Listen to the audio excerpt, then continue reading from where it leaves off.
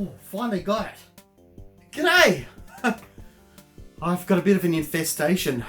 I think they got out of today's game. We better take a quick look at it before more of them get out. Oh, it's on my leg!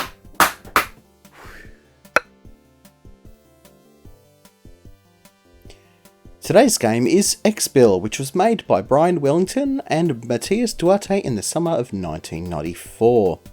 The story for this game is very simple. An evil computer hacker, known only by his handle Bill, has created the ultimate computer virus. A virus so powerful that it has the power to transmute an ordinary computer into a toaster oven.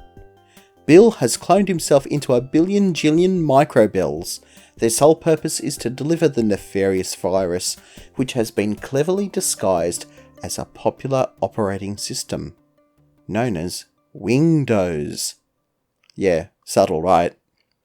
Your job as system administrator is to prevent Bill from installing his virus on your computer network. You do this by swatting the Bills before they can install the virus, or by putting the original operating system back, if you can catch it before they take it away. If Bill manages to get his virus onto one of your computers, it will spread to adjacent computers on the network via the cabling.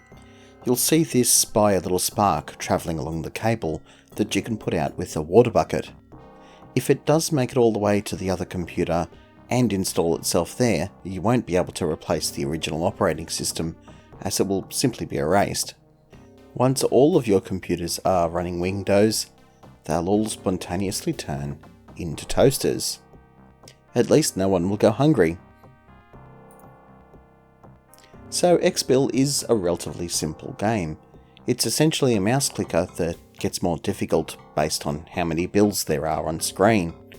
But there are some interesting things that we can note that are sort of a product of the time that this game came out.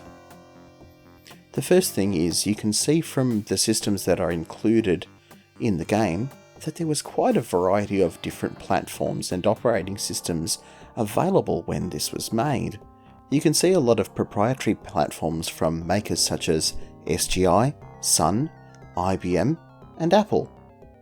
You can also see a number of free operating systems such as a bunch of Linux flavors, BSD flavors, and also the Herd kernel. This was very much a reflection of the time the game was made, as there was quite a substantial explosion in the number of computer platforms from the 90s to the mid-2000s. These would all eventually be extinguished by the PC eventually, but at the time there was quite a lot of variety in computer systems. The other thing that is sort of relevant in terms of culture is the fact that they picked Bill Gates and Microsoft Windows as the bad guys. I think this was because there was sort of a general feeling amongst much of the computing nerd population that Microsoft and Bill Gates were the epitome of evil, especially amongst nerds that used Linux or free operating systems. Microsoft themselves didn't help much with this perception, as during this time they were embroiled in a number of scandals and court cases where they were basically behaving anti-competitively. I think it was these two things that drove the popularity of X-Bill. Not only did you have a lot of computer systems that could run it, but you also had a lot of people who were noticeably angry at Microsoft. It got so popular that it even beat out Quake in the Linux Journal's 1999 Reader's Favourite Linux Game competition. Whilst it only took third place, this certainly showed how widely known this game was. Interestingly, despite its popularity, it's not always included in all Linux distributions, and a big part of this is due to its disparaging content. For instance, it's not included in Fedora, but it is included in Debian. From what I could tell, where this happens, it's mostly due to people being scared of Microsoft suing their pants off. Despite the game being nearly 28 years old and Microsoft never having sued anyone, there are still some Linux distributions that don't include X-Bill in their package systems today. So if you have one of those and you want to play it, you'll have to download the source and compile from there. The system requirements of XBill are actually really quite low.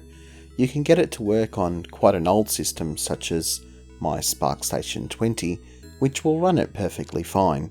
So any old Unix workstation you can get your hands on will probably run it, as long as you can compile the source code.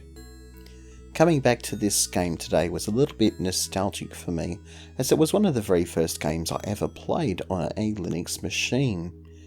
I had installed Red Hat Linux 6.2 on my personal computer back in university, as we were using it for some software projects for our courses. I was of course still experimenting with the operating system and finding new features, and XBill was one of the games that I found.